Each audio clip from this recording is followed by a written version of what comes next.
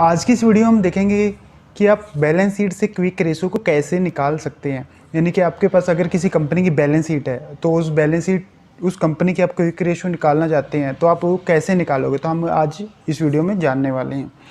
दोस्तों, सबसे पहले हम बात करते हैं कि क्विक रेशो का जो फार्मूला क्या होता है। और क्विक रेशो का मैं फार्मूला यहाँ पे लिख देता हूँ। क्विक रेशो, इसका जो फार्मूला होता है लिक्विड एसेट या क्विक एसिड भी हम बोल सकते हैं।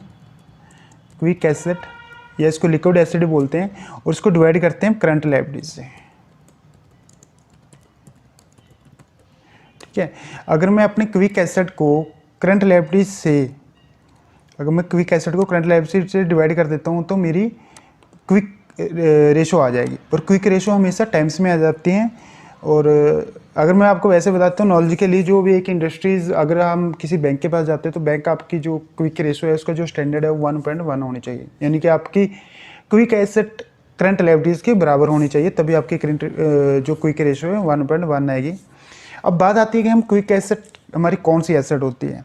ठीक है, करंट लायबिलिटीज़ हमें पता है, करंट लायबिलिटीज़ हमारी यहाँ पे आती है, हमें बैलेंस शीट में हमारी करंट लायबिलिटीज़ हैं। तो ये तो करंट लायबिलिटीज़ तो मेरे को यहाँ से मिल गई हैं, तो मैं यहाँ पे लिख भी देता हूँ करंट लायबिलिटीज़।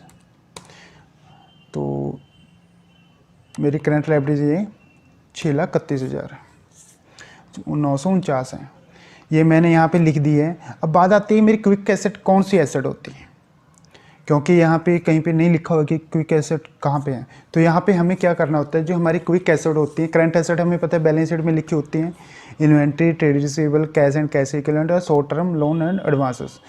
तो अगर हम अपनी करंट एसेट में से इन्वेंट्री और प्रीपेड एक्सपेंसेस को निकाल देते हैं तो हमारी क्विक एसेट आ जाती हैं। तो अभी हम यहाँ पे क्विक एसेट नीचे निकालते हैं। अभी हमारी करंट एसेट कितनी है, मैं यहाँ पे करंट एसेट लिखता हूँ। मेरी करंट एसेट कितने की है टोटल, मेरी टोटल करंट एसेट है 11,58,463 की। और इसमें से मेरे को लेस करना होगा इन्वेंट्री को, और इन्वेंट्री मैं यहाँ से उठा लेता हूँ। इन्वेंट्री मेरी 3,76,931 की, और लेस करूँगा प्रीपेड एक्सपेंसेस। तो लेस करना है इसमें से प्रीपेड एक्सपेंसेस को। ठीक है, तो प्रीपेड एक्सपेंसेस आपको कहाँ मिलेंगे, प्रीपेड एक्सपेंसेस आपको मिलेंगे short term loan and advances के पास। तो आपको यहाँ पे जाना है बैलेंस शीट के नोट्स 2.16 में। तो मैं वहाँ पे चला जाता हूँ और वहाँ से मैं प्रीपेड एक्सपेंसेस वहाँ से उठा लेता हूँ। मेरे यहाँ 3,009 रुपये की ये मेरे prepaid expenses short term loan and advances के अंडर हैं। तो ये तो मैं 3,009 रुपये यहाँ पे लिख देता हूँ, 3,009।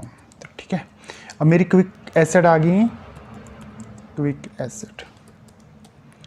अब मेरी क्विक एसेट यहाँ पे आ गई हैं 11,58 में से मैं माइनस कर देता हूँ इन्वेंट्रीज को, माइनस कर देता हूँ प्रीपेड एक्सपेंसेस को। तो मेरी जो क्विक एसेट आ गई है वो 7,78,524 आ गई हैं। और मैं क्विक एसेट यहाँ पे लिख देता हूँ 7,78,524। और अब मैं निकाल रहा हूँ क्विक रेशो। क्विक रेशो हम क्विक एसेट को डिवाइड करेंगे करंट लायबिलिटी से, तो मेरी जो क्विक रेशो आ गई है 1.23 टाइम्स आ गई है। तो ओके दोस्तों, हमने देखा कि आप क्विक रेशो कैसे निकाल सकते हैं बैलेंस शीट से। तो मैं एक बार आपको रिवाइज कर देता हूँ। क्विक रेशो का जो फार्मूला लगता है, quick asset divide by current liabilities. Current liabilities आपको बैलेंस शीट में, जो बैलेंस शीट का मेन पेज है वहाँ से दिख जाएंगे कितने आपकी करंट लायबिलिटीज़ हैं। और क्विक एसेट आपको निकालने के लिए करंट एसेट में से आपको इन्वेंट्रीज और प्रीपेड एक्सपेंसेस को माइनस करना पड़ेगा। उसके बाद आपकी क्विक एसेट आ जाएंगे और क्विक एसेट को करंट लायबिलिटीज़ से हम डिवाइड कर देते तो हमारी क्विक रेशो आ जाती है। तो ओके दोस्तों, थैंक यू।